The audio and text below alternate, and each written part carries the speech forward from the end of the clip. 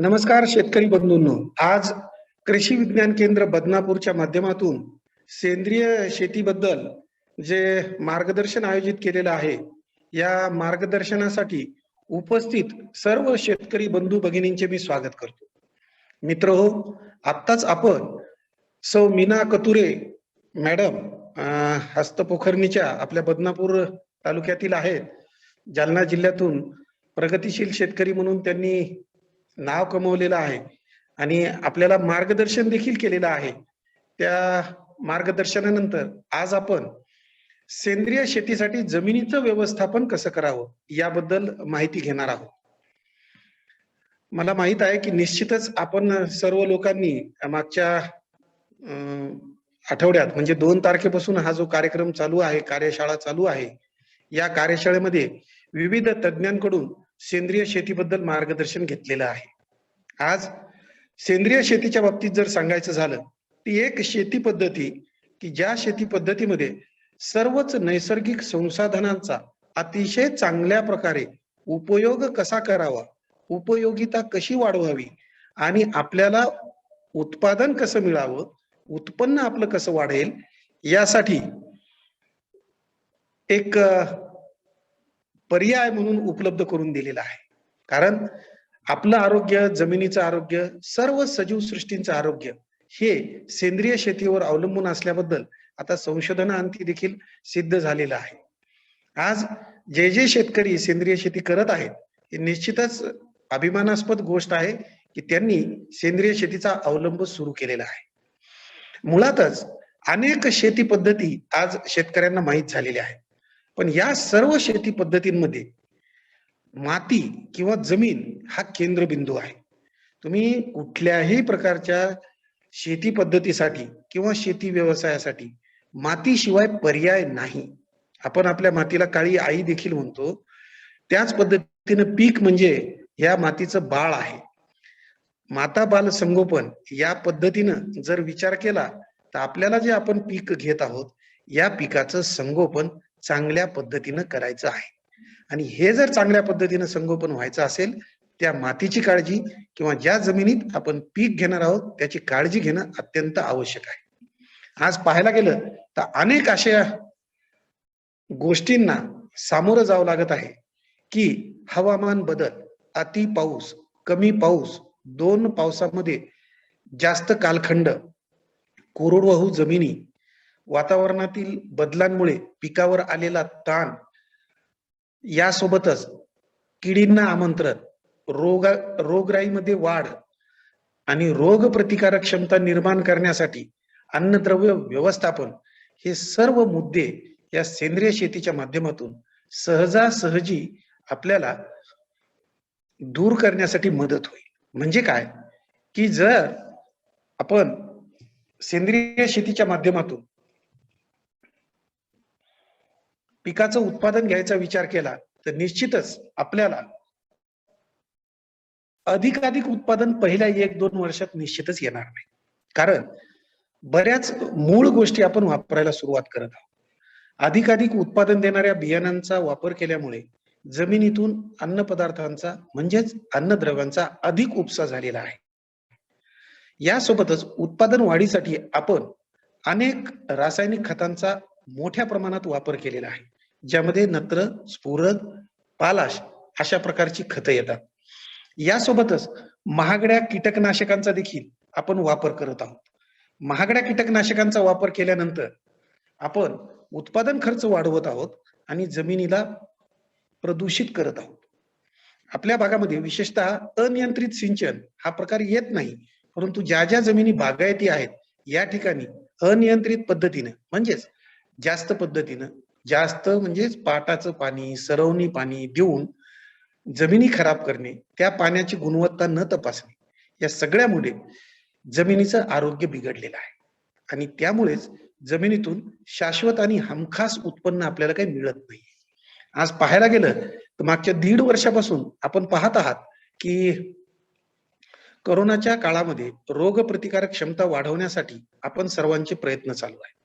त्यामध्ये प्रामुख्याने पहिली गोष्ट, रोग प्रतिकारक क्षमता जर वाढायची असेल तर आपल्याला प्रथिनेयुक्त आहार पाहिजे. नंबर 2, व्हिटॅमिन सीचं प्रमाण आहारामध्ये पाहिजे. आणि नंबर 3, जस्त किंवा झिंक नावाचं मूलद्रव्य, अन्नद्रव्य आपल्या पोटामध्ये दिल्या गेलं पाहिजे. म्हणजे काय? या 3 प्रमुख गोष्टींचा तुम्ही जर विचार केला, तर आपण म्हणू की झिंक हे आपल्याला अन्नधान्यातून मिळत नाही. म्हणजे आपलं खाणं ज्वारी, गहू, बाजरी, भात या पद्धतीचं आहे आणि या सर्व पिकांना जस्ताची जास्त गरज आहे. परंतु महाराष्ट्रातील जवळपास 72% जमिनीमध्ये जस्ताची कमतरता दिसून येत आहे. जमिनी वेगवेगळ्या प्रकारच्या आहेत, म्हणून वेगवेगळं व्यवस्थापन करावं लागतं. हे जरी निश्चित असलं, तरी सर्व जमिनीसाठी सेंद्रिय पदार्थ किंवा सेंद्रिय खतं ही वापरावीच लागणार आहेत. आणि प्रकार कोणताही जरी असला, तर सेंद्रिय खताच्या माध्यमातून योग्य अन्नद्रव्य व्यवस्थापन आपल्याला करता येतं. कारण माती मुळातच अन्न, पाणी आणि निवारा यासाठी आहे. अन्न, पाणी हे जर चांगलं मिळालं, तरच पिकाची वाढ आणि विकास योग्य पद्धतीनं होतो. कारण संतुलित पीक पोषणासाठी जमीन हा सर्वात महत्वाचा घटक आहे. याला दुसरा पर्याय नाही. कृत्रिमरित्या आपण सर्व अन्नद्रव्ये देऊ शकत नाही. जमिनीच एक आहे की जे पिकाला आवश्यक असलेली 17च्या 17 अन्नद्रव्ये देऊ शकते. म्हणून प्रत्येक शेती पद्धतीमध्ये कोणत्याही पिकासाठी कोणत्याही हवामानात जमीन हाच केंद्रबिंदू आहे. म्हणून जमिनीचं आरोग्य, म्हणून जमिनीचे व्यवस्थापन हे महत्वाचा भाग ठरत आहे. कारण जमिनीचं आरोग्य जर चांगलं असेल, तरच पिकांचं, पर्यायानं पशुधन आणि मानवाचं पोषण चांगल्या पद्धतीनं होईल. कारण आपल्याला प्रथिने, आपल्याला व्हिटॅमिन सी आणि आपल्याला झिंक हे आपल्या अन्नधान्यातूनच मिळतं आणि अन्नधान्यात हे जमिनीच्या माध्यमातून येतं. आज ह्या सगळ्या गोष्टी तुम्हाला माहित आहेत. परंतु मुळातच ही वेळ आपल्यावर का आली? जमिनीचे आरोग्य का बिघडलं? जमिनीच्या मुख्य आरोग्यविषयक समस्या काय आहेत? याचा जर अभ्यास करायचा म्हणलं, तर पहिलं आहे की जमिनीचा सामू हा वाढलेला आहे. ज्याला म्हणू की आपण जमिनीची नाडी आहे. नाडी तपासल्यानंतर जमिनीला काय झालं हे जसं कळतं, तसं सामू काय आहे यावर जमिनीत असलेले सूक्ष्मजीवांचं काम आणि अन्नद्रव्यांची उपलब्धता हे दोन्ही महत्वाच्या गोष्टी या निश्चित केल्या जातात. सामू किती असावा? तर 6.5 ते 7.5. मग आता यासाठी काय करावं लागेल? तर जास्तीत जास्त प्रमाणात सेंद्रिय खतांचा वापर करावा लागेल. जैविक खतांचा वापर करावा लागेल. हिरवळीच्या खतांचा वापर करावा लागेल. कृषीशी संलग्न असणाऱ्या सर्व उद्योगधंद्यामधून जे उपपदार्थ निघतात त्यांचा वापर करावा लागेल. बायोगॅस स्लरी वापरावे लागेल. हे पर्याय आहेत. यामधलं कुठलं ना कुठलं आपल्याला वापरावं लागणार आहे. म्हणजे सामू हा उदासीन होण्याला मदत होईल. त्यासोबतच सेंद्रिय कर्बाची कमतरता, आपण ज्याला म्हणू की जमिनीचं हिमोग्लोबिन, कारण आपलं हिमोग्लोबिनवर आपलं आरोग्य निश्चित आहे. रक्तातील हिमोग्लोबिनच्या प्रमाणावर जसं आपलं आरोग्य निश्चित केलं जातं, त्याच पद्धतीनं जमिनीचं आरोग्य जमिनीत असलेल्या सेंद्रिय कर्बाच्या प्रमाणावर निश्चित केलं जातं. मित्रहो, आपल्याकडे सगळ्यांनाच अनुभव आहे की जमिनी कशा पद्धतीने विकल्या जातात, भाव कसा ठरतो, खरेदी कशी केली जातात, जमिनीची किंमत कोणत्या जास्त असते. परदेशामध्ये जमिनीचा सामू, जमिनीची असलेले गुणधर्म, यासोबतच जमिनीची सुपीकता, सेंद्रिय कर्बाचं प्रमाण यावर त्याचा भाव निश्चित होतो. आपल्या इथं गावाच्या जवळ आहे, रोड टच आहे, अशा जमिनीला भाव जास्त मिळतो. म्हणजे लक्षात घ्या की या गुणधर्माचं महत्व किती आहे. आणि हे दोन्ही गुणधर्म जर योग्य प्रमाणात संतुलन ठेवून जर आपल्याला उत्पादन घ्यायचं असेल, तर सेंद्रिय शेती हाच एक मोठा पर्याय आहे. आणि ह्या दोन्ही गोष्टी आपल्या जमिनीशी निगडीत आहेत. कारण वरचेवर प्रत्येक हवामानात, प्रत्येक विभागात जे पीक येतं, तेच पीक शेतकरी घेतात. आणि एक पीक पद्धतीचा अवलंब झाल्यामुळे सोयाबीनवर सोयाबीन, कापूसवर कापूस, ऊसावर ऊस असं घेतल्यामुळे जमिनीतल्या एकाच थरातील अन्नद्रव्यांचा उपसा झालेला आहे, ऱ्हास झालेला आहे. मग जर असा ऱ्हास झालेला असेल, तर ते कुठून परत केल्या जातील? तर पिकांच्या अवशेषांचं पुनर्चक्रीकरण करणे हा जो सर्वात महत्वाचा घटक आहे, तो आपण विसरत चाललो आहोत. आणि सेंद्रिय शेतीच्या माध्यमातून हा आपल्याला निश्चितपणे आपल्या शेतावर करता येऊ शकतो. कारण अन्नद्रव्यांचा झालेला ऱ्हास, ज्याच्यामुळे असमतोल निर्माण झालेला आहे, तो असमतोल देखील दूर करण्याचं साठी आपल्याला सेंद्रिय पदार्थांचा वापर आपल्या जमिनीत करावा लागणार आहे. आपल्याकडच्या काही जमिनी भारी काळ्या आहेत, चुनखडीयुक्त जमिनी आहेत. या चुनखडीयुक्त जमिनीचं तुम्ही पहा, ज्या पद्धतीनं आपण व्यवस्थापन करायला पाहिजे, त्या पद्धतीनं होत नाही. कारण 52% जमिनी या चुनखडीयुक्त आहेत, ज्याच्यामध्ये 5% पेक्षा जास्त मुक्त चुना आहे. आज अशा चुनखडीयुक्त जमिनीत दिलेलं फॉस्फरसयुक्त खत, दिलेलं सूक्ष्म अन्नद्रव्ययुक्त खत हे स्थिर होतं आणि पिकाला अन्नद्रव्य मिळत नाही. यासोबतच जारवा, पांढऱ्या मुळ्या किंवा तंतुमय मुळ्या ज्यामुळे अन्न आणि पाणी याचं शोषण होतं, याचा संपर्क त्या चुनखडीसोबत आल्यावर त्या मुळ्या जिवंत राहत नाहीत किंवा कामकाज करण्यासाठी योग्य राहत नाही. याचं चांगलं उदाहरण आहे. आपल्याकडे शेतकऱ्यांना म्हणा किंवा सर्वसामान्यपणे पान खाण्याची सवय आहे. पानामध्ये जर चुना जास्त झाला तर आपली जीभ भाजल्या जाते. तशाच पद्धतीने पिकाचा जारवा या चुनखडीमुळे भाजल्या जातो आणि अन्न आणि पाण्याचं शोषण व्यवस्थित होत नाही, ज्यामुळे पिकांची वाढ आणि विकास दोन्ही खुंटल्या जातो. बागायती ज्या जमिनी आहेत या ठिकाणी पाणी तपासणी न केल्यामुळे किंवा योग्य पाण्याचा वापर न केल्यामुळे किंवा पाणी कशा पद्धतीने द्यायचं हे देखील न पाहिल्यामुळे जमिनी क्षारयुक्त आणि चोपण होत आहे. ह्या जर झाल्या म्हणजे विशेषतः तुम्हाला लक्षात येईल की कमांड एरियातल्या जमीन ज्याच्यामध्ये कॅनलच्या पाण्यामुळे जमिनी आपण अति वापरामुळे अनियंत्रित सिंचनामुळे खराब झालेल्या आहेत. या जमिनीचं व्यवस्थापन देखील करणं भाग आहे. चुनखडीयुक्त जमिनी किंवा क्षारयुक्त आणि चोपण जमिनी याचं व्यवस्थापन होण्यासाठी सोपा मार्ग म्हणजे सेंद्रिय शेती. सेंद्रिय शेती करत असताना आपल्याला आवश्यक असलेली सर्व संसाधने हे सेंद्रिय असावीत हा उद्देश आहे, ज्याच्या माध्यमातून आपली जमीन, हवा, पाणी प्रदूषित होणार नाही. यासोबतच निसर्गानं दिलेला अनमोल ठेवा म्हणजे जमीन ही टिकवून राहील आणि वर्षानुवर्ष आपण हमखास आणि शाश्वत उत्पादन यामधून घेऊ शकू. आज कोरडवाहू जमिनीमध्ये असलेली समस्या सेंद्रिय कर्ब कमी आहे, क्षारयुक्त पदार्थ नाही, माफ करा, सेंद्रिय पदार्थ कमी आहेत, सूक्ष्मजीव कमी आहेत, आच्छादन नाही, यामुळे जमिनीची धूप होण्याचं प्रमाण देखील वाढत आहे. दरवर्षी 16 टन प्रति हेक्टरी जमीन माती जी आपल्या डोळ्याला दिसतही नाही, अतिशय लहान कण मातीचे असतात. हे मातीचे कण आपण सांभाळले पाहिजेत. जे सांभाळण्यासाठी केवळ सेंद्रिय पदार्थच मदत करू शकतात. ते नाही सांभाळले तर वर्षानुवर्ष जे निसर्गानं काम केलेलं आहे आणि 0.002 मिलीमीटर पेक्षाही लहान कण तयार झाले, हे जर आपल्या जमिनीतून निघून गेलं म्हणजे जमिनीचं फूल वाहून जाणे. आता तुम्ही अनुभव घेतलेला आहे परभणी जिल्ह्यात देखील, जालना जिल्ह्यात अति पावसामुळे वरच जमिनी खरडून गेल्या, वाहून गेल्या. विचार करा मित्रहो, तो वाहून गेलेला गाळ हा म्हणजे जमिनीचं फूल आहे. म्हणजे दुधावरची साय निघून गेलेली आहे. आपण फूल वाहून जाणे म्हणतो. ज्याच्यामध्ये सूक्ष्मजीव आहेत, सूक्ष्म अन्नद्रव्य आहेत, इतर अन्नद्रव्य उपलब्ध स्वरूपात आहेत आणि सेंद्रिय कर्ब आहे. या सगळ्याचं नुकसान आपण जमिनीच्या धुपेमुळे होत आहे. पाहायला गेलं तर सर्वसामान्य ज्यांनी तपासणी केली ठीकच आहे, तपासणी नाही केली त्यांच्या जमिनीचा समूह 7.6 ते 8.5 अशा प्रकारे आढळतो. सेंद्रिय कर्ब 0.3 ते 0.5% आहे. मुक्त चुनखडी 1 पासून 15% आहे. हे सर्वसामान्य तुम्हाला चित्रातही दिसेल अशा प्रकारची जमीन प्रत्येकाकडे आहे. मग या जमिनीचं व्यवस्थापन करण्यासाठी आपल्याला जमिनीचे मूळ भाग समजून घेणं भाग आहे. म्हणजे काय की 4 भाग आहेत ज्याच्यामध्ये 45% खनिज पदार्थ आहेत, 5% सेंद्रिय पदार्थ आहेत, 25% हवा आणि 25% पाणी. 25% हवा आणि 25% पाणी म्हणजे वापसा परिस्थिती.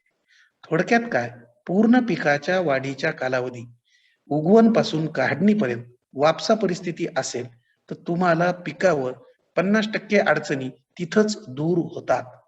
पिकाची वाढ आणि विकास होण्यासाठी मदत होते. कारण या काळामध्ये मुळांना, मुळं देखील सजीव आहेत. हवा मिळत राहते, पाणी मिळत राहतं, अन्न मिळत राहतं. हवा, पाणी, अन्न तीनही जर मिळालं तर पिकाची, वनस्पतीची वाढ चांगल्या पद्धतीने होत जाते. परंतु असं होत नाही. आपण बरेचदा सांगतो पाणी देत असताना एका आड एक पाणी द्या, एका आड एक सरी पद्धतीने द्या, पण तसं होत नाही. आळं देखील भिजवत असताना अर्धा आळं भिजवा एकदा, अर्धा आळं नंतर ते देखील आपल्याच्यानं. आपण जमिनीला गळ्यापर्यंत ज्याला म्हणतो तशा पद्धतीनं पाणी देतो. 2 ते 3 दिवस वापसा होईपर्यंत पिकाची वाढ थांबलेली दिसते. पानं पिवळी पडलेली दिसतात. परंतु ते झालेलं जास्त पाणी जमिनीत असलेल्या अन्नद्रव्याला विरघळवून जमिनीच्या खालच्या थरामध्ये घेऊन जातं, हे देखील आपल्या लक्षात येत नाही. आज खनिज पदार्थ आहेत 45% की ज्याच्यामधून सतत खनिजे किंवा अन्नद्रव्य याचा पुरवठा होत राहतो. कसा होईल? जर ते सेंद्रिय पदार्थासोबत मिक्स झाली, सूक्ष्म जीवांनी बायोकेमिकल जैव-रासायनिक प्रक्रिया केल्या, तरच या खनिज पदार्थामधून अन्नद्रव्य आणि सेंद्रिय पदार्थामधून अन्नद्रव्य हे उपलब्ध होत राहतील, उपलब्ध मिळत राहतील. दोन्ही एकत्र ज्याला म्हणतो आपण गोदाम आहे अन्नद्रव्याचा, ते म्हणजे सेंद्रिय पदार्थ. क्ले ह्युमस कॉम्प्लेक्स, तो ह्युमस 80% आपल्या जमिनीत असायला पाहिजे. पिकांची मुळं, जो जारवा असतो, तो प्रत्येक वेळेस तुम्ही पहा, पीक काढल्यानंतर तो काही येत नाही वर, तो जमिनीतच राहतो. तो देखील सेंद्रिय पदार्थ म्हणून काम करतो. आणि जमिनीत असलेले या सेंद्रिय पदार्थाचं विघटन करणे, कुजवण्याची प्रक्रिया करून अन्नद्रव्य मिळण्यासाठी जीव, सूक्ष्मजीव 10% प्रमाणात असायला पाहिजे. आणि ते जर असले तर सर्व जमीन आदर्श आहे असं म्हणता येईल. आणि अशा प्रकारची जर तुम्हाला जमीन तयार करायची असेल तर सेंद्रिय शेती हा एकमेव पर्याय आहे. याशिवाय, कारण नजीकच्या काळामध्ये आपल्या जमिनीतून कमी झालेलं सेंद्रिय कर्ब हे परतफेड म्हणून आपल्याला जमिनीला द्यायचं आहे. तर आणि तरच पाणी धरून ठेवण्याची क्षमता वाढेल, पाणी एका ठिकाणाहून दुसऱ्या ठिकाणी जाण्याची क्षमता वाढेल, जमिनीतच असलेले अन्नद्रव्य उपलब्ध स्वरूपात मिळण्यासाठी मदत होईल, अन्यथा होणार नाही. सामू देखील उदासीन होण्यासाठी मदत होईल. आणि आपण वर्षानुवर्षे जी पिकं घेत आहोत ती तशाच पद्धतीनं आगामी काळात देखील घेत राहू. म्हणून हे आदर्श प्रमाण आहे आणि अशाच पद्धतीनं आपल्याला ठेवायचं आहे. तुम्ही म्हणाल की सेंद्रिय पदार्थ प्रत्येक जण सांगतो. आज तुम्ही पहा, सर्व शास्त्रज्ञ तुम्हाला मार्गदर्शन करत आहेत, तुम्ही मार्गदर्शन घेता. पण सगळ्यांचं पीक संरक्षण असू द्या, हवामानातील बदल असू द्या, रोग प्रतिकारक क्षमता असू द्या, किंवा सेंद्रिय कर्ब वाढीसाठी असू द्या, उत्पादन वाढीसाठी असू द्या, गुणवत्ता वाढीसाठी असू द्या, सर्वजण जमीन आणि संतुलित पीक पोषण याबद्दलच बोलत असतात. कारण आज तुम्ही परिस्थिती पाहता, कोरोनाचा अनुभव तुम्ही घेतलेला, ज्याचं पोषण चांगलं त्याची रोग प्रतिकारक क्षमता चांगली. म्हणून जमीन ही सजीव असल्याने जमिनीला सशक्त आणि समृद्ध करण्यासाठी आपल्याला सेंद्रिय पदार्थाचा वापर करायचा आहे. तो नियमित करायचा आहे. कारण दिलेले सेंद्रिय पदार्थ झपाट्यानं कमी होतात. कारण 40 डिग्री सेंटीग्रेडच्या पुढे उष्ण तापमानात दीर्घकाळ जर असेल तर या कार्बनचं विघटन होऊन कार्बन डायऑक्साईड मध्ये रूपांतर होतं. महाराष्ट्रातील हवामान तसं उष्ण असल्याने जमिनीतील सेंद्रिय कर्बाची पातळी सतत कमी होत आहे. ती आपल्याला वाढवायची आहे. म्हणून कोणत्या ना कोणत्या पद्धतीत 10 टन तुम्ही उत्पादन घेतलं, 3 टन सेंद्रिय पदार्थ जमिनीत गेले पाहिजे. हे साधं प्रिन्सिपल लक्षात ठेवा आणि अशाच पद्धतीने यापुढे आपल्याला काम करावं. कारण हे सेंद्रिय पदार्थ हे जीवाणूंचं, सूक्ष्म जीवांचं खाद्य आहे. मुठभर मातीमध्ये जगाची जेवढी लोकसंख्या आहे तेवढे सूक्ष्मजीव असतात. असतात म्हणजे हे आदर्श प्रमाण झालं. पण सध्या आहेत का? नाही. मग यांचं प्रमाण वाढण्यासाठी आपण जैविक खतांचा वापर करत आहोत. जो की सर्व जैविक जे खतं तुम्ही वापरता ते सर्व जीवाणू जमिनीतलेच आहे. पण त्यांचं प्रमाण कमी झाले, जमिनीचे गुणधर्म बिघडले, म्हणून ते वास्तव्यास राहत नाहीत. मग ते राहत नाहीत म्हणून विरजनाच्या रूपामध्ये आपण त्या जीवाणूंचा, जैविक खतांचा सतत कृत्रिमरित्या वापर करत आहोत. बीज प्रक्रियेच्या माध्यमातून पावडर असू द्या किंवा द्रवरूप असू द्या, दोन्हीचा वापर क्रमप्राप्त आहे, आवश्यक आहे, केलाच पाहिजे, गरजेचा आहे. पण अजूनही जैविक खतांच्या वापराबद्दल फारसं शेतकऱ्यांना आवड नाही, हे असं दिसून येतं. पण जर आपल्याला सेंद्रिय शेतीमध्ये जमिनीचं योग्य व्यवस्थापन करायचं असेल, जमिनीचं आरोग्य राखायचं असेल तर सूक्ष्मजीव असणं अत्यंत आवश्यक आहे आणि त्याचा वापर जैविक खताच्या माध्यमातून आपण केलाच पाहिजे. आज आपण आपल्या विद्यापीठाचं बायोमिक्स पाहता, हे जैविक आहे. हे जैविक पद्धतीनं रोग थांबवण्यासाठी काम करतं. मग हे जीवाणू मुळात जमिनीतच असतात, बुरशी जमिनीतच असते, परंतु त्याचं प्रमाण कमी झाल्यामुळे आपण बाहेर काढून प्रमाण वाढवण्यासाठी त्या खतांचा वापर करत आहोत. आज जसं सांगितलं की सेंद्रिय पदार्थ सर्व जमिनीला सारख्या पद्धतीनं वापरू शकतो, पण ज्या वेळेस आपल्याला वेगवेगळी पिकं घेतो, वेगवेगळ्या पिकांची वेगवेगळी अन्नद्रव्यांची गरज असते, त्यावेळेस वेगवेगळी रासायनिक खते वापरावं लागते. हलक्या जमिनीसाठी वेगळी, मध्यम जमिनीसाठी वेगळी, भारी जमिनीसाठी वेगळी, कारण त्या रासायनिक खतांच्या प्रकारानुसार अन्नद्रव्य उपलब्ध होतात. परंतु असे सेंद्रिय पदार्थच केवळ असे आहेत की जे तीनही प्रकारच्या किंवा कोणत्याही प्रकारच्या जमिनीत चांगल्या प्रकारे वापरता येतात. कारण तो एक मुळात जमिनीचा घटक आहे आणि तो घटक असल्यामुळे आपल्याला त्याचा वापर करायचा आहे. हे आपल्याला दिसत नाहीये, परंतु उपसा ज्याला म्हणतो, आतापर्यंत आपण किती केला? तर 33 दशलक्ष टन उपसा केला. खतं किती, अन्नद्रव्य किती वापरले? 24 दशलक्ष टन. 9 दशलक्ष टनचा गॅप मागच्या 60 वर्षापासून आहे. मग हा भरून काढायला त्याच प्रमाणात सेंद्रिय खतांचा वापर झाला पाहिजे. कारण दर 10 वर्षाला एक अन्नद्रव्य अशा स्वरूपात मागच्या 70 वर्षामध्ये 6 ते 7, 8 अन्नद्रव्यांची कमतरता आहे.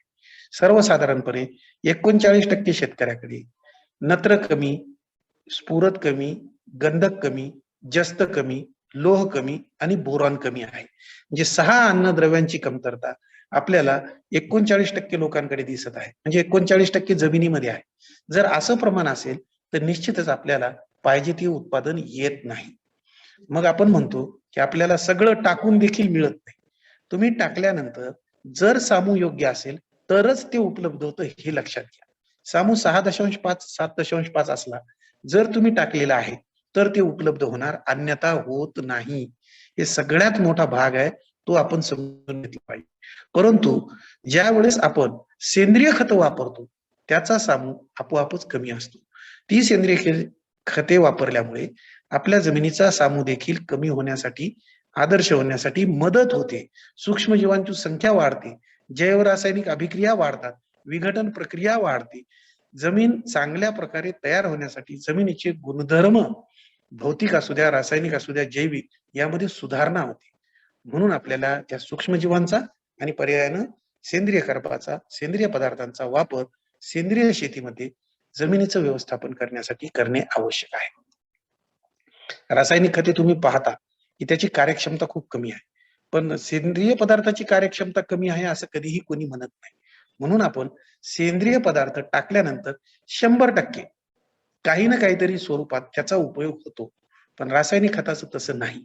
म्हणून आजही आपण पाहतो की सलग 2 ते 3 वर्ष सराव, प्रॅक्टिस, अनेक प्रॅक्टिसेस केल्यानंतर सेंद्रिय शेती फायदेशीर असल्याचं निश्चित लक्षात येतं, ज्यामध्ये उत्पादन खर्च कमी होतो आणि उत्पन्न वाढतं आणि तशा प्रकारच्या तयार झालेल्या मालाचा देखील तुम्हाला चांगला भाव मिळतो. हे देखील एक वैशिष्ट्यपूर्ण गोष्ट आहे. आज केवळ सेंद्रिय शेतीसाठी इथं थांबायचं नाही, आपण करायचं, पण त्याचं प्रमाणपत्र, सर्टिफिकेशन घ्यावं लागतं. आपण खूप हुशार आहे, पण आपण 10वी 12वी डिग्री पास असल्याशिवाय आपल्याला किंमत मिळत नाही. त्यामुळे आपल्याला आपल्या ऑर्गॅनिक फार्मिंग किंवा सेंद्रिय शेतीचं सर्टिफिकेशन करायचं आहे. आज सांगायला गेलं तर असं एकही जगात खत नाही की ज्यामध्ये पिकाला आवश्यक असलेली 17च्या 17 अन्नद्रव्य उपलब्ध स्वरूपात मिळतील.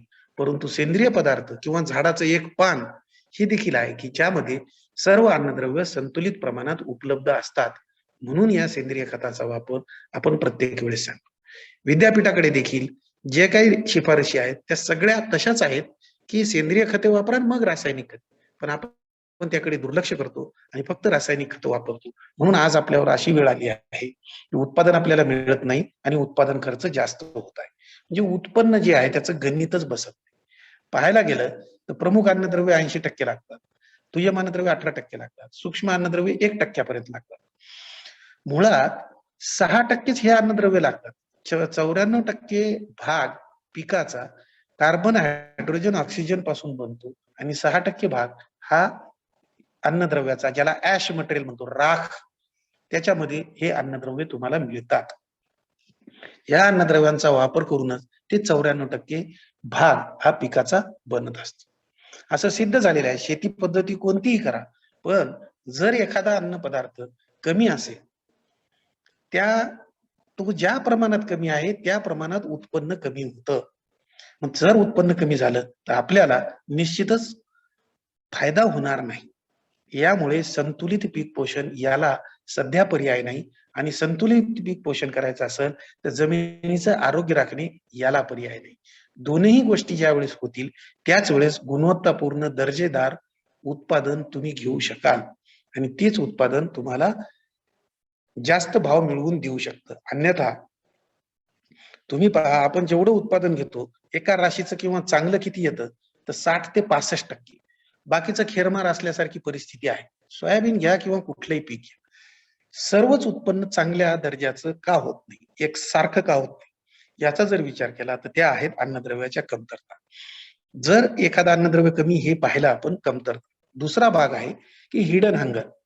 म्हणजे पिकाला गरज आहे परंतु मिळत नाही म्हणून पिकाचं उत्पादन कमी येणे. यावर खूप मोठ्या प्रमाणात जागतिक स्तरावर संशोधन चालू आहे. परंतु अजूनही हिडन हंगर ओळखणे हे शक्य होत नाहीये.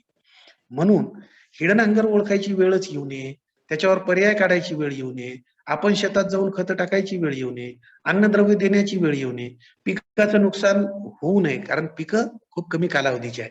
त्याच्यात जर 8 दिवस निघून गेले तर तुमचं नुकसान निश्चितच झालं. यासाठी सगळ्यात चांगला पर्याय म्हणजे जमिनीतूनच सर्व अन्नद्रव्य द्या. जमिनीला सेंद्रिय पदार्थ द्या. म्हणजे आपोआपच हिडन हंगरचा प्रश्न तिथं सुटतो.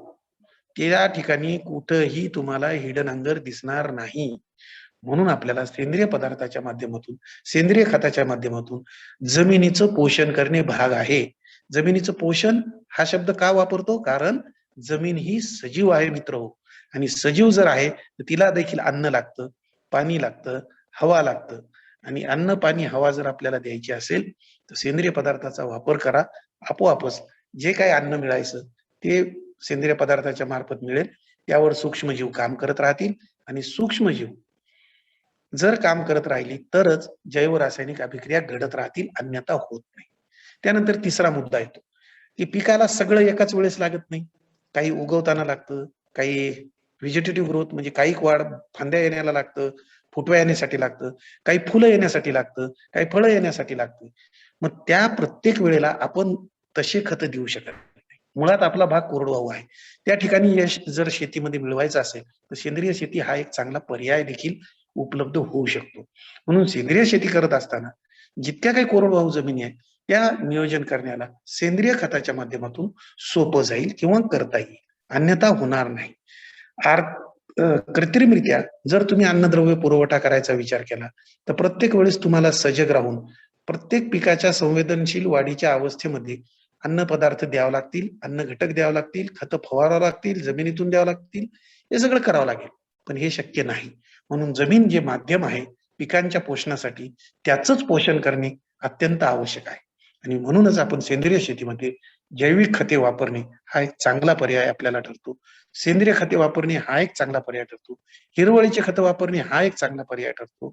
आज आपण म्हणतो की कंपोस्टिंग आहे, गांडूळ खत आहे, विविध उपपदार्थ आहेत ज्यांचा वापर आपल्याला सेंद्रिय पदार्थ म्हणून आपल्या जमिनीमध्ये करता येतो.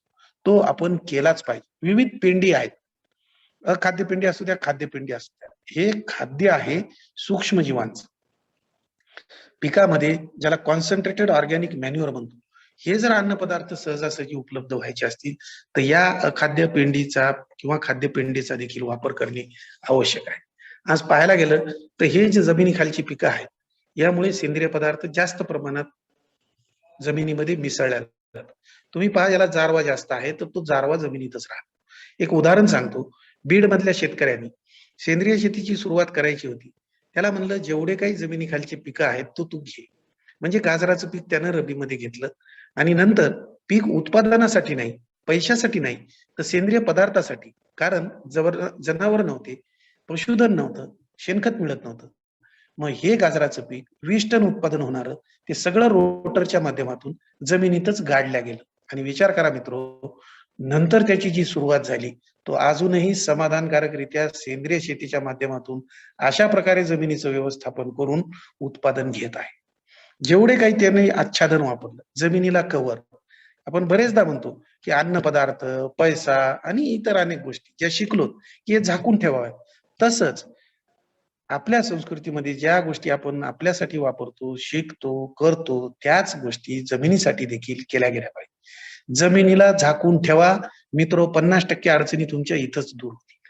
ज्याला आपण आता सध्या कन्झर्वेशन ॲग्रीकल्चरचं नाव देतो आणि कन्झर्वेशन ॲग्रीकल्चर हे विशेषतः उत्तर भारतामध्ये चांगल्या पद्धतीनं सुरू आहे. आपण जर उशीर केला, तर त्यांचं अनुकरण करायची गरज नाही. आपण आत्ताच सुरू करा, की कोणत्याही पिकांचे अवशेष आहेत, हे जमिनीवर अंथरून टाका. त्याला कुजवण्यासाठी जे जीवाणू, बुरशी मिळतात त्याचा वापर करा.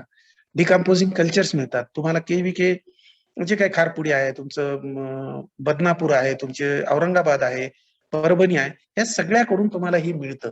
त्याचा तुम्ही वापर करा आणि आपल्या जमिनी समृद्ध करणे, सशक्त करण्यासाठी प्रयत्न करा. निश्चितच तुमची सेंद्रिय शेती यशस्वी व्हायला तुम्हाला मदत होईल. कारण मातीचे कण घट्ट धरून ठेवणे हे सेंद्रिय खतामुळे होते. जमिनीचं तापमान ज्याचा कधी विचार करत नाही आपण. तुम्ही पहा, उन्हाळ्यात विहिरीत पाणी थंड असतं आणि थंडीमध्ये विहिरीतलं पाणी गरम असतं. कधी विचार केला का? तसंच जमिनीचं देखील आहे, की उष्ण तापमानात जमिनी थंड करणे आणि कमी तापमानात जमिनी उष्ण ठेवणे, हे सेंद्रिय खतामुळे शक्य आहे. सेंद्रिय खतामुळे जमिनीत असंख्य जीवाणूंची वाढ होते आणि कर्ब किंवा कार्बन ज्याला आपण म्हणतो सेंद्रिय पदार्थात असल्यामुळे जमिनीतील असंख्य जीवाणूंना त्याचा उपयोग त्यांच्या वाढीसाठी होतो. त्यांची संख्या वाढते आणि त्यांची संख्या वाढली म्हणजे कार्यक्षमता, उपयोगिता देखील वाढ होते आणि जमिनीतून अन्नद्रव्य मिळवून देण्यासाठी मदत होते. आज सेंद्रिय खतामध्ये खूप पर्याय आहेत. जर आपल्याला करायचं तर असं नाही की पर्याय नाही. शेणखत आहे, कंपोस्ट आहे, गांडूळ खत आहे, लेंडी खत आहे, अखाद्य पेंडी आहे, हिरवळीचं खत आहे. या सगळ्यांमुळे जमिनीची जडणघडण सुधारते. ह्युमस तयार होतो. ह्युमसचं प्रमाण वाढतं. काहीही विकत आणायची गरज पडणार नाही आपल्याला. आणि महत्वाचं काय आहे, की सेंद्रिय कर्ब वाढला म्हणजे हिमोग्लोबिन वाढलं, म्हणजे जमिनीचं आरोग्य सुधारायला मदत होते. कारण सेंद्रिय खत हे जीवाणूचं खाद्य आहे. त्याच्यामुळे जीवाणूची संख्या, कार्यक्षमता, उपयोगिता योग्य राहते. जमिनीत पुरवलेले अन्न घटक, खते पिकाला उपलब्ध करून देण्याचे ते कार्य करतात आणि त्यामुळेच आपल्याला उत्पादनात भरीव वाढ होते आणि जमीन देखील सुपीक होते. एकदा जर जमीन सुपीक झाली, तर वर्षानुवर्षे त्या जमिनीपासून हमखास आणि शाश्वत उत्पन्न घेतो. का मी म्हणतो सारखं हमखास आणि आपणच शेती करणारे आहोत, सगळ्या परिस्थिती सारख्याच आहेत. पण एकदा 8 क्विंटल होतं, एकदा 10 क्विंटल होतं, एकदा 6 क्विंटल होतं. निसर्ग निश्चितच आहे. परंतु या निसर्गावरही तोड देणे, जे निसर्गामुळे काही अनिष्ट घडत आहे,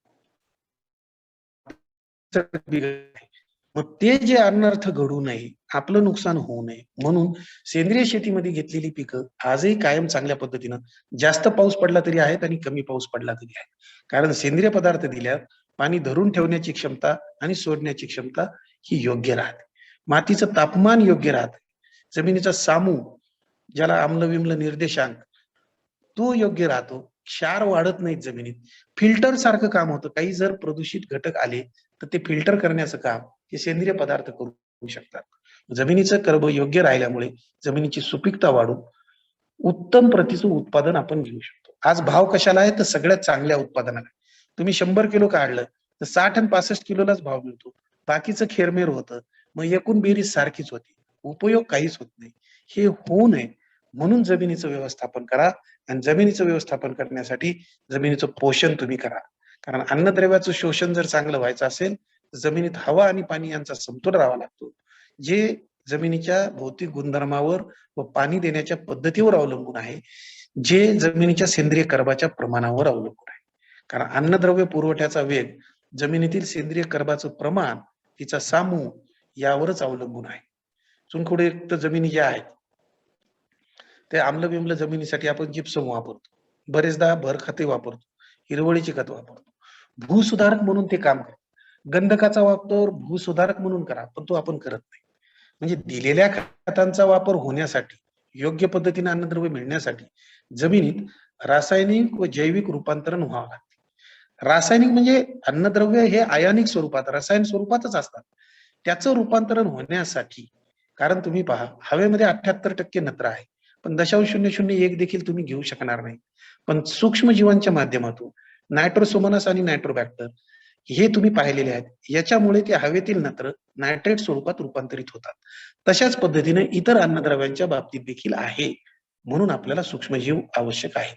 कारण दिलेलं स्फुरदयुक्त, पालाशयुक्त खत जे स्थिर होतं, मातीच्या कणांच्या संपर्कात आल्यानंतर रासायनिक खतं स्थिर होतात, परंतु सेंद्रिय खताचं तसं नाही. म्हणून आपल्याला सेंद्रिय खतांचा वापर करून जमिनीचं पोषण आणि व्यवस्थापन करा. जेणेकरून हवा आणि पाणी यांचा समतोल राहील, भौतिक गुणधर्म सुधारतील, अन्नद्रव्याचा पुरवठ्याचा वेग वाढेल आणि चुनखडीयुक्त, क्षारयुक्त, चोपण जमिनी या सुधारता येतील. वनस्पती आणि प्राणी यांच्या अवशेषापासून जी खत होते त्याला सेंद्रिय खत म्हणतो. सेंद्रिय खताचे प्रकार तुम्हाला आता तेलबिया पेंढा माहिती आहे, हाडांचे खत आहे, पाळीव जनावरांचे जेवढं काही शेणमूत्र वापरता येईल, जीवामृत, घनामृत, बीजामृत या सगळ्या गोष्टी तुम्ही ऐकलेल्या आहेत, निविष्ठा तुम्ही ऐकलेल्या आहेत. पण याचा परिणाम चांगला कधी होईल? जर जमिनी सेंद्रिय असतील तर, जमिनीचं केलेला असेल तर, अन्यथा होणार नाही. पशु उत्पादन आणि बायोगॅस इत्यादीचा देखील आपल्याला वापर करता येतो. ज्यांच्याकडे पशुधन आहे त्याने निश्चितच बायोगॅसचा वापर करावा. म्हणजे स्वावलंबी पद्धतीने, म्हणजे तुम्हाला काही लागणार नाही. अशा बऱ्याच पद्धती आहेत की एकदा जर कल्चर किंवा विरजन तुम्ही विद्यापीठाकडून केविके कडून आणलं तर त्याला तुम्हाला तुमच्या शेतावर वाढवण्याची पद्धत आहे. ती देखील करून त्याच्यावरचा खर्च तुमचा वाचेल. म्हणजे उत्पादन खर्चामध्ये पूर्णतः बचत करणे. कारण आज 40% खर्च केवळ रासायनिक खते याच्यावर तुम्ही करत आहात.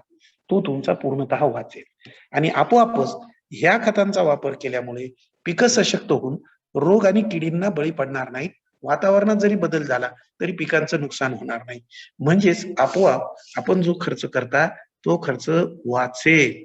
फवारण्या वाचतील, मेहनत वाचेल, वेळ वाचेल आणि अशा पद्धतीने जर केलं तर आपण निश्चितच चांगलं अन्नद्रव्य व्यवस्थापन करू.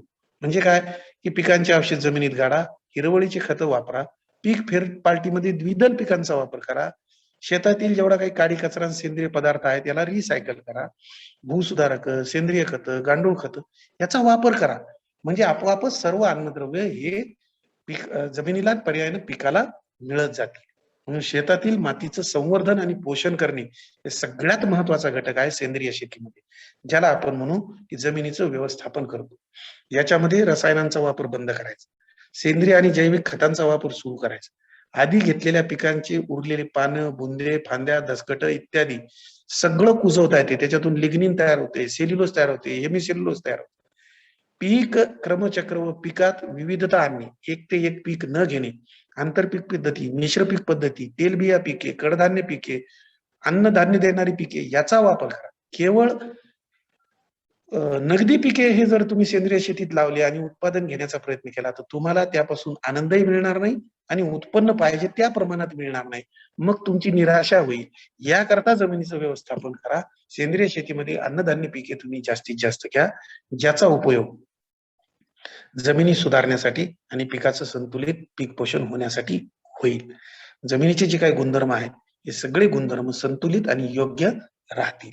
आज एवढं सगळं केल्यानंतर सेंद्रिय कर्मामुळे जी जीवाणूंची संख्या वाढेल, कार्यक्षमता सुधारेल आणि उपयोगिता वाढेल. त्यामुळे मोठ्या प्रमाणात अन्न पदार्थ उपलब्ध करून देण्याची प्रक्रिया होईल आणि त्याच उपलब्ध अन्नद्रव्यावरच पिकांची वाढ आणि विकास हा सतत होत राहणार आहे.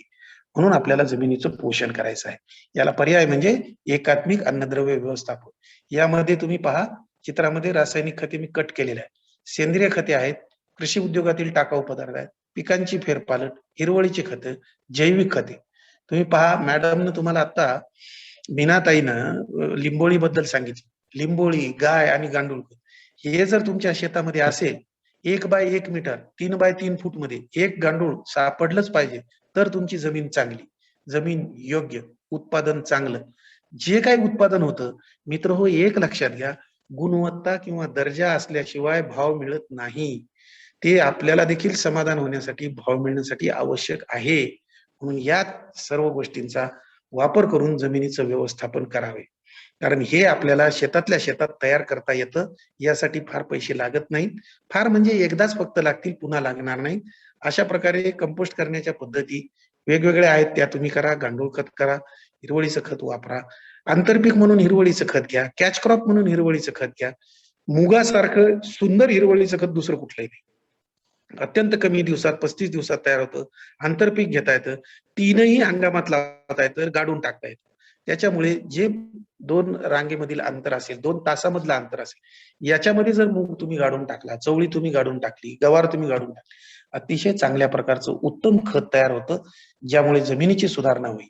कारण आज आपण गणित जर पाहिलं, तर ज्यामध्ये सेंद्रिय खतामध्ये असलेल्या अन्नद्रव्यांचं प्रमाण दिलेलं आहे आणि एक सगळ्यात मोठा भाग जो शेतकऱ्यांच्या प्रत्येकाच्या मनात आहे, जो आज ऐकत आहे, की सर पैसे किती?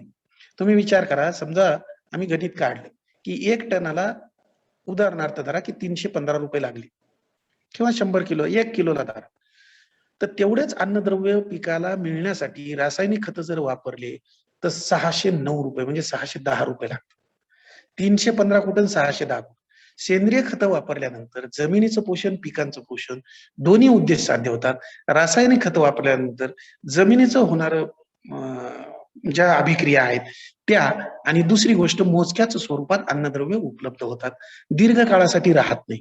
ठराविक काळासाठीच राहतात. म्हणून आपल्याला याचा वापर आर्थिकदृष्ट्या देखील परवडणारा आहे. निश्चितच उपलब्धता हा प्रश्न आहे, पण तो तुम्ही तुमच्या स्तरावर शेतामध्येच खतं तयार करून दूर करू शकता. आज पहा तुम्ही बायोगॅस स्लरी, कोंबडीचं खत, शेळ्या मेंढ्याचं खत याचा जर तुम्ही विचार केला तर तुम्हाला लक्षात येईल की शेळीचं मेंढीचं खत जर तुम्ही केलं तर किती मोठ्या प्रमाणात सूक्ष्म अन्नद्रव्य त्याच्यामध्ये आहे. सूक्ष्म अन्नद्रव्य आज पिकांची गुणवत्तेसाठी गरज आहे. सगळी वाढ आणि विकास हे निश्चित करतात सूक्ष्म अन्नद्रव्य. जसं मानवाच्या आहारात, आपल्या आहारात मिठाचं महत्व आहे, तसं पिकांच्या आहारात सूक्ष्म अन्नद्रव्यांचं महत्व आहे. म्हणजे मी सूक्ष्म अन्नद्रव्य म्हणजे मीठ अत्यंत कमी लागतं, पण चव येण्यासाठी आवश्यक आहे. सगळ्या पाचन प्रक्रिया सुरू होण्यासाठी आवश्यक आहे. म्हणून याचा वापर निश्चितच आपण सेंद्रिय खतांचा वापर करणे आवश्यक ठरत आहे, गरजेचं ठरत आहे आणि केलाच पाहिजे. तरच आपण योग्य पद्धतीने जमिनीचं व्यवस्थापन करू शकू. सेंद्रिय कर्ब जर हवा तर निश्चितच तुम्हाला सेंद्रिय पदार्थांचा वापर वाढवावा लागेल. कारण उष्णकटिबंधीय प्रदेश आहे, त्यामुळे नियमित सेंद्रिय खतांचा वापर करा. सुपीकता वाढवा आणि जमिनीचं आरोग्य राखा. आज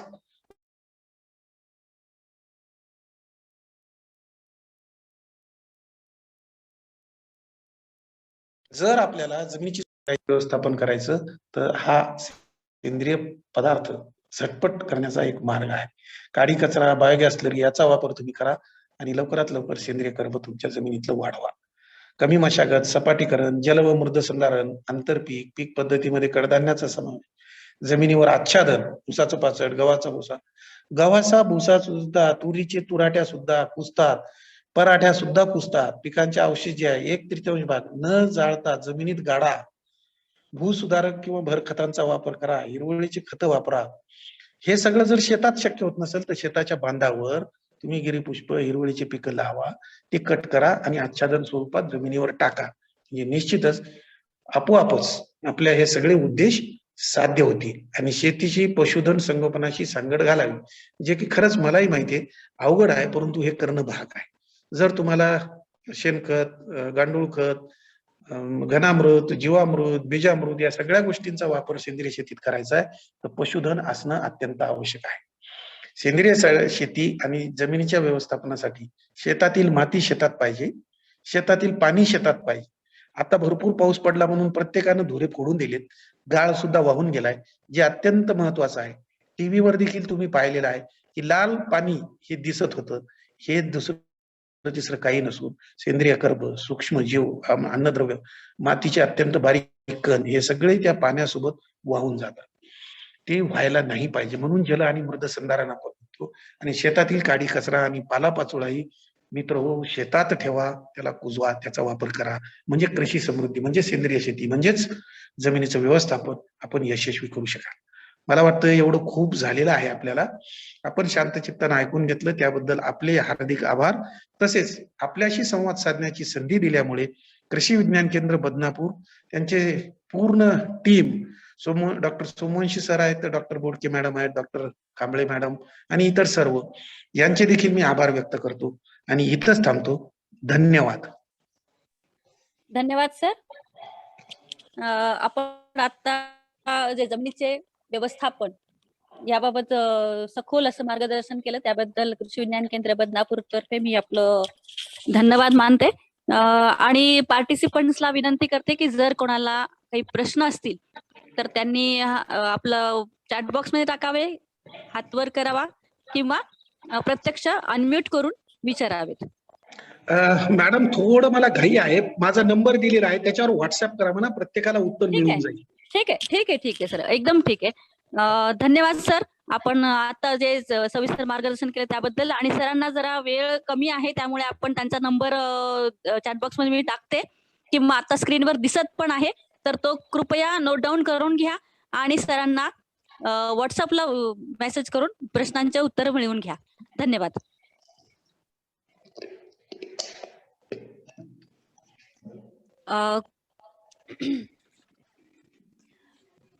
शेतकरी बंधू भगिनींनो आणि पार्टिसिपंट सर्वांना मी धन्यवाद देते. आजचा कार्यक्रम जो आहे, या कार्यक्रमामध्ये आपल्याला 2 मार्गदर्शक लाभले होते. एक सौ मीनाताई कातुरे हस्तपोखरीहून जॉईन झाल्या होत्या आणि दुसरे जे आहेत ते डॉक्टर हरिहर कौसडीकर हे आपल्याला पुण्याहून जॉईन झाले होते.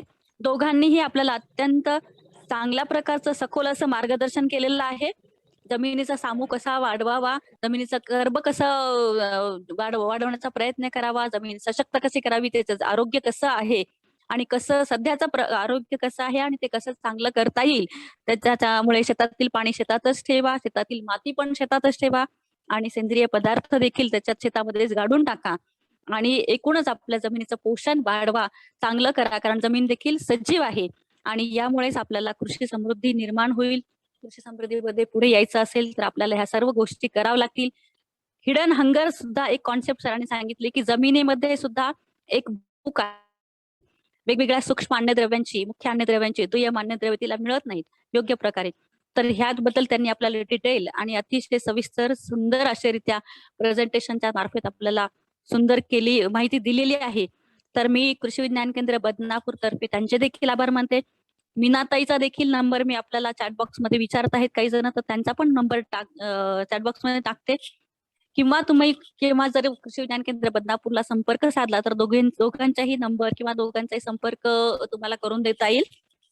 याबरोबरच कृषी विज्ञान केंद्रातर्फे हा जो 10 दिवसीय कार्यक्रम आपण सेंद्रिय शेती शाश्वत विकासाचा मार्ग यावर प्रशिक्षण घेत आहोत, तर आजचा 6व्या दिवशीचं प्रशिक्षण संपलेलं आहे आणि मी आपली रजा घेते. धन्यवाद सर्वांना. धन्यवाद.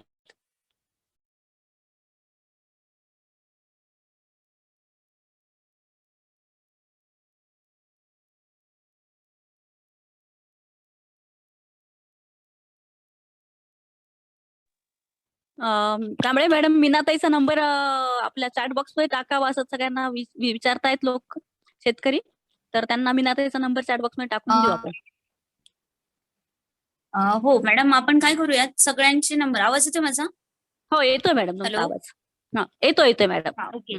सर्वांना निवेदन असं आहे, आपल्या सर्व प्रशिक्षकांचे मोबाईल नंबर प्रशिक्षण संपल्यानंतर पीपीटीच्या माध्यमातून प्रशिक्षणार्थींचा आपला जो ग्रुप बनवलेला आहे त्याच्यामध्ये शेअर केले जातात. या व्यतिरिक्त तुम्हाला जर कोणाचे मोबाईल नंबर हवे असतील तर तुम्ही फक्त माझ्या नंबरवरती मेसेज टाका व्हॉट्सअपवरती, तुम्हाला ते नंबर भेटून जातील. ओके, धन्यवाद मॅडम. उद्याच्या प्रशिक्षणासाठी सुद्धा तुम्हाला उपस्थित राहायचंय. सुट्टी जरी असतील तरी प्रशिक्षण तुम्ही मिस करू नये असं मला वाटतं, कारण आज तुम्ही पाहिले सरांनी इतकं चांगलं मार्गदर्शन केलंय आणि तुम्ही वंचित राहिला असतात तर उद्या पण असंच मार्गदर्शन होणार आहे. आशा करते तुम्ही उद्या सुद्धा सहभागी व्हाल. धन्यवाद. धन्यवाद.